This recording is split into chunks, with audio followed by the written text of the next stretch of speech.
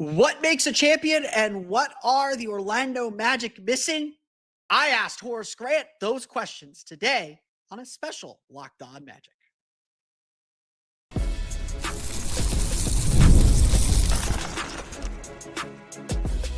You are Locked On Magic, your daily Orlando Magic podcast, part of the Locked On Podcast Network, your team every day. And you are indeed Locked On Magic. Today is March 5th, 2026. My name is Philip Rossman-Reich. I'm the senior writer over at OrlandoMagicDaily.com, credentialed member of the Orlando Magic media since the 2012 season. On this special episode of Locked On Magic, we sit down with Horace Grant to preview his new project, Legends in Session, and ask him what it takes to rise to a championship level. We'll get to that coming up here in just a moment. First, we want to thank you again for making Locked On Magic part of your day every day, no matter when you listen to us, whether it's first in the morning, whether it's right when we upload. We truly appreciate you making Locked On Magic part of your day every day. You can make Locked On Magic even bigger part of your day by being one of our Orlando Magic dailies, our everydayers who listen 5 days a week, who make us part of your regular podcast rotation, who are one of our everydayers who make us your first listen of the day. We truly appreciate you helping make Locked On Magic such a great and growing community. And we thank you for helping make the Locked On Podcast Network the #1 sports podcast network. It's your team every day. You might be asking, why is there this special episode of Locked On Magic coming out? And why is this interview I'm about to hear sounding kind of familiar? Well, I wanted to make this the main crux of Wednesday's or Thursday's episode of Locked On Magic, but we had some Paolo stuff come up. I thought I could get to it in 10 minutes. Said it took me 20. There's a full, hour-long episode of Locked On Magic that you can listen to. But I know some of you want only the 30-minute bite size and got through those first 20 minutes. They're like, okay, I can't listen to anymore. So this interview with Horace Grant was really good. Really had a lot of fun doing it. Really enjoyed talking with Horace. It was so good. I wanted to make sure you listened to it. I wanted to make sure it came in a nice little bite-sized package for you. So we got this special episode right now that's just the interview with Horace Grant. So without any further ado, a little more ado, we got Horace Grant as part of his promotion for his upcoming series, Legends in Session. It's going to be a really fantastic series. It's supposed to come out in June is what they told me, where Horace Grant sits down and hears stories from some legends of the game, people he knows in basketball as well as in other sports. Going to talk with Charles Oakley, Robert Horry, guys who have won a lot of championships, just to hear how they became champions. And, for me, I'm a little older than probably most of you. Maybe I'm not. But I grew up in the 90s. I love hearing stories about what made those guys tick and what made the league so special during the 90s. It's a completely different game than it is now. So I was really happy to hear from Horace, and I'm really excited for this upcoming series. And I got the chance to ask Horace Grant what it takes to be a champion and how important that championship influence is. So now, without further ado, let's hear from Horace Grant and Legends in Session. And I am joined today by a very, very special guest, beloved by Magic fans, I would hope. I can't imagine why he wouldn't be. The man with the goggles himself, Horace Grant, here on Locked On Magic. He is here to promote a very special series coming up called Legends in Session. And Horace, I feel like the conversation I want to have with you is very much based on what your show is going to be about. So let's start there. What is the Legends in Session? What's your goal with this interview series that you're preparing to start? Well, Phil, thanks for having me on. But the Legends in Session is all about giving legends their flowers now. On the show, they're inducted to the Hall of Legends. They get a nice little trophy, if you will. It's all about them growing up. I'm asking questions about them growing up. The college years, their professional years, even if it's basketball, baseball, or even acting. So it's just giving people their flowers now. That's what it's truly about. Yeah, and obviously you have such a rich history in basketball, part of two championship teams and certainly one that was pointing in a championship direction here in Orlando for a little bit. For me personally, you just scream just like associated with championships. Like I've always kind of believed that your presence on the 95 team was what helped get them over the hump and helped kind of teach that young team with Shaq and Penny and Nick how to be winners, and to see you still kind of trying to figure out what makes people successful and what makes people champions, I think is very, very on brand for you. Is that kind of where you're going with this, to just not only give people flowers, but like get into the minds of what success is like? Absolutely. That's a great point, Philip. I've been blessed. I was very blessed to play with, Michael and Scotty, Shaq and Penny and Nick and Dennis Scott and so many others in Orlando. Then going to the Lakers and playing, with Shaq and the late great Kobe Bryant, that resume just, is up here in terms of all the guys that I played with. But to answer your question, it's more or less like connecting with my audience and guys just giving their testimony of their life, things that we haven't heard, but they're giving their testimony about their upbringing and their basketball, baseball careers or tennis careers or whatever. Yeah, and that's really exciting. It's always good to hear people who are great and who are successful chat about success. But first, today's episode of Locked On Magic is brought to you by our friends over at 5 Hour Energy. This is the 5 Hour Energy flavor draft with 18 different flavors to choose from, including new options like confetti craze, fruity rainbow, or cotton candy. There is something for everyone. So the board is set, the flavors are ready, and I've got my number one pick for the 5 Hour Energy flavor draft. Typically when I drink these energy drinks or I go for these kind of protein bars, I like a good vanilla flavor. I like something simple. I am vanilla. I am like the Magic. I am mid. So give me that vanilla-y flavor. Give me that flavor that's just going to be light and airy and sweet. And that's why I go with Confetti Craze. It's a delicious blend of rich and buttery, freshly baked confetti cake, smooth vanilla frosting, and a sprinkle of sweetness in every sip. You get that sweet birthday cake inspired flavor because everybody loves birthday cake. And the notes of vanilla frosting and sugary sprinkles just put the cherry on top. There's no cherry in this one, but it puts the cherry on top. Rich, indulgent sweetness from start to finish. 5 Hour Energy gives you a boost with zero sugar. And 5 Hour Energy has a lot of upcoming flavor innovations planned. They got the sour apple now. I'd love a cookies and cream. I'm always down for some cookies and cream. I've got the sweet tooth like that. So go grab your 5 Hour Energy now. Find your new favorite flavor of 5 Hour Energy shots available online at 5hourenergy.com or Amazon. Again, find your new favorite flavor of 5 Hour Energy shots available online at 5hourenergy.com or on Amazon. Today's episode of Locked On Magic is also brought to you by Gametime. There's nothing like being in an NBA arena. The crowd, the energy, the moment. Getting tickets, though, that part not always so simple. That's why Gametime is the go-to app for scoring tickets fast without the hassle. Advantage back where it belongs with the fans. I will be on the road this weekend. I am heading up to Minneapolis and to Milwaukee for the big games this weekend for the Orlando Magic between the Minnesota Timberwolves and the Milwaukee Bucks. And typically when I travel, I do like to try and go to games when I can. It's a little tougher when you're covering games, especially on a back-to-back. But the afternoon game gives me the opportunity to explore one of my absolute favorite cities in the country, Minneapolis. And guess who happens to be in town? My Northwestern Wildcats heading to the barn to take on the Minnesota Golden Gophers. So what did I do? I hopped on the Gametime app. I looked at the tickets available. I said, you know what? Let me wait a little bit, see if the prices come down.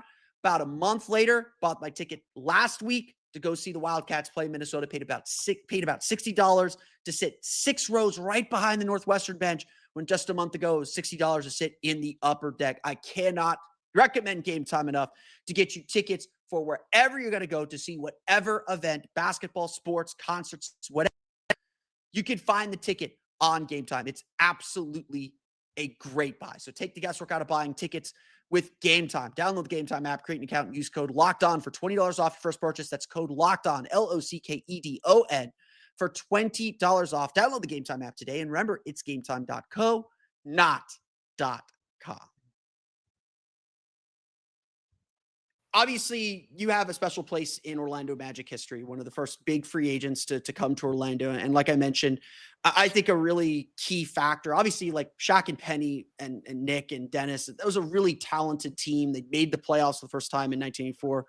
When you came to Orlando in the summer of 1994, what was your impression of the team, and how did you feel like you could help take them to the next level? Well, being in the previous 7 years in Chicago, helping to win the first 3 championships there, I felt that I could bring some championship inspiration, if you will, to a great young team. Shaq was, I think, his third or fourth year, or something like that, and Penny was young. Nick, it was just a young team. I felt, in terms of myself. And Jeff Turner was there at that power forward / center position, that, the combination of us, not just me, but the combination of us as a team could get the Orlando Magic over the hump. Just some championship knowledge that I brought. Obviously, like, the talent was there, but were you guys surprised how quickly things clicked? Because typically when you think of championship teams, like those Bulls teams you were on, it was a journey. It was a fight to get to that first championship. It's multiple years of, for lack of a better way to phrase it, this kind of failure, like learning and growing. Yeah. Were you surprised at how quickly success came for that team? No, not at all. And I say that in the respect of the talent was there, but the mindset had to develop quickly. It didn't have to develop quickly, but it did. I just, think, a guy like Brian Hill, who get overlooked as a coach because the team was so talented. But, you can have all the talent in the world. If you don't have that leadership, you're not going anywhere. But fortunately for us, we had that talented Shaq, Penny, Nick, myself, Dennis Scott, Brian Shaw, and so many others. Yeah. There's a lot of underrated veterans on that team between Brian Shaw. I think Tree Rollins was coming off the bench. He played with the Hawks for a long time. Greg Kite had played with the Celtics during those championship years. Yeah. There's a lot of like championship level experience helping that young core kind of figure it out. We hear a lot, I think Charles Barkley says this a lot on Inside the NBA, just how important veterans are to helping young teams and young players kind of find their way. Do you feel like that's something that's maybe lost in the modern game? This emphasis on having guys who have been there that can show the way and impart that wisdom, in the locker room in ways that maybe that the public doesn't always see. I think veteran leadership is so important. It was important to me, my rookie year, in terms of Charles Oakley taking me under his wing. And I mentored so many rookies, throughout my 17-year career. I think it's a lost art in terms of veteran leadership in a lot of teams, not all teams, but a lot of teams who have the talent, but they lack the veteran leadership to tell them, work a little harder in practice. Don't worry about scoring. Your role is rebounding. Play some defense. So I think that's missing with a lot of teams, but not all. But you were on 2 like dynastic teams. I know you weren't there for all the years with the Lakers, but you were on 2 like dynasty level teams. And again, the Magic, certainly were a championship level team in the years that you were in Orlando. What is the common thread between teams that are playing at that supreme level? Phil, it's a combination of things. First would have to be leadership in terms of the front office, bringing the right character guys together. bring the right core. And you got to have talent. In Orlando, we had the talent. Bringing myself and Brian Shaw there, I think kind of solidified where the Magic in the front office wanted to go. Yeah, certainly I think that was a big piece of the puzzle. But first, today's episode of Locked On is over at TurboTax. It is tax time. But for a lot of us, the old way of doing taxes is a lot. Trying to book an appointment that's not the most convenient, sitting in a waiting room with a stack of papers, emailing back and forth and wondering if they really get your situation. But this year, you are getting a major upgrade. Intuit TurboTax now has in-person locations nationwide. You can meet face-to-face with a real tax expert, and your documents get uploaded straight to your TurboTax app on the spot. And just like that, you are done. Your TurboTax expert works to get you every dollar you deserve while you get real-time notifications as you go about your day. It's the relief of walking in and meeting a real person and walking out knowing your taxes are being handled right. Head to TurboTax.com/local to find a store near you and book your appointment today. When you look at the league now, I don't know how much you watch the league now. Which team stands out to you as like a team that is on the cusp of that contending class and being that next big team? Man, you have to look at the San Antonio Spurs. And I mean, I'm a huge NBA fan now. But the San Antonio Spurs really remind me of that young Orlando Magic team that I was very fortunate to be a part of, in terms of you have the Wemby, just such a dominant player in terms of 7'5", 7'6", shoot three, bring the ball up the court, block shot, rim protector. And you got Castle and you got Harper. You got so many other parts of that young basketball team. I can see that team, if not this year, but next year in the finals. Yeah, they're definitely one of the special teams, and obviously Wembanyama is such a unique player. I didn't expect you to say them because I'm sure it hurts you to see the Detroit Pistons at the top of the Eastern Conference. It hurts everyone to see them there, I think. But certainly they're a team on the cusp as well. I wanted to get your thoughts about this Orlando Magic team, because obviously Orlando has two really special and unique players in Paolo Banchero and Franz Wagner, but injuries have kind of derailed them the last 2 years. They bring in Desmond Bane. They have these huge expectations. When you watch this Magic team, if you've been able to watch this Magic team, what do you feel is the missing piece or the next step for this team to get to that contending class? Well, they have the pieces, and Paolo and Wagner and, Wendell Carter Jr., Suggs. I mean, Baines, it was a great pickup. They have the talent. I think more or less they have to start trusting each other in terms of, let Paolo do his thing. Let Bane, do his thing. But the other guys going to have to play their roles in terms of rebounding and trusting each other on defense. I see, in terms of the Magic playing defense, it's, they're going to have to trust each other. I just put it that way. They have the pieces. They have the pieces. But I think it's all about trust. Is that, trust is such a tenuous thing. Like, it feels like you rebuild it every year. It's not something that's just kind of a given. Like, I think a lot of this Magic roster has been together for so long. You assume that trust is there, but you have to rework it in training camp every year.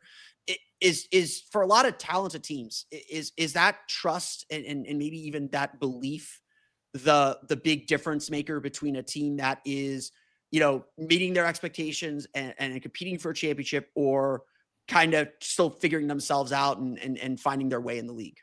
Well, I think, a lot of people can believe, But if you don't execute that trust out there on the floor and in practice, you're not going to succeed. You can be the most talented team in the NBA.